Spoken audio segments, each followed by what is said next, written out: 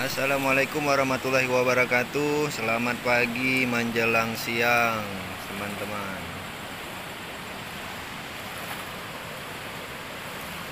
Inilah Sungai Luk Sanding yang kita kenal, yang ada di Kecamatan Merah 2. Kalau di sini sudah seperti ini, di bawah luar biasa nantinya.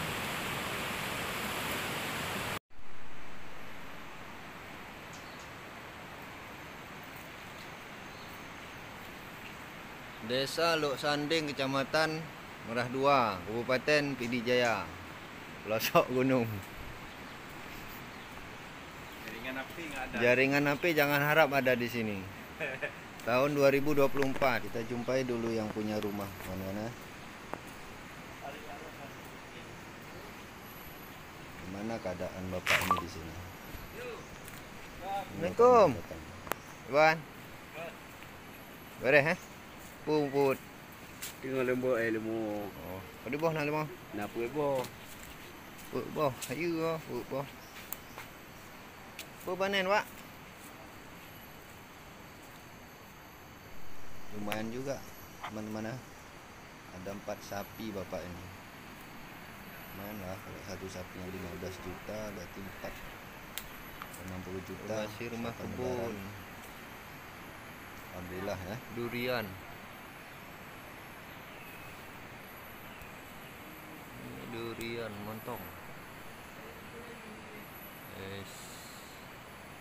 Buah nih. Banyak buahnya rupanya.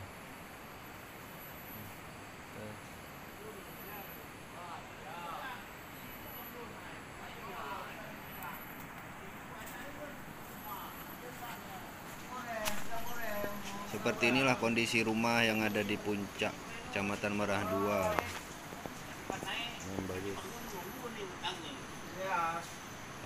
Ini rumah musang ah.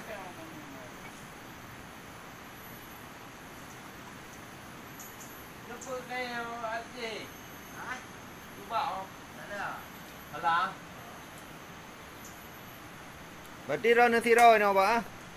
Siro na kaya? Lah na. Na urang ah. Moji na motor lagi enggak bisa. Semuanya na di urang formo. Kaya ito nung kota mandum ah. Formo na urang. Luk ini. Tinya dusun Luk Pinang. Nya betul apa? Nya dusun Daya Baru. Daya Baru apa? Daya Baru. Ini udah deku.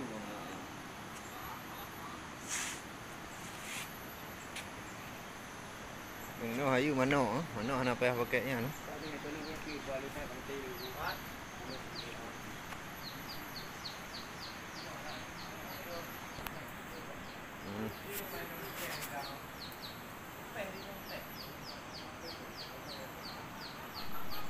Inilah Desa Luk Sanding, teman-teman ya, di puncak kecamatan. Ya, ada beberapa sih keluarga di sini.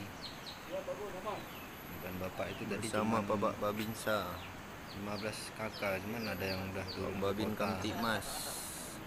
Karena sepi di sini, dia nggak ada. Ayo orang kah duduk deh nanti kah hem dua pohon tu. Nyo duren pu, Pak. Duren ngempong ah. Duren ngempong. Alhamdulillah disuguhi duren. Alhamdulillah.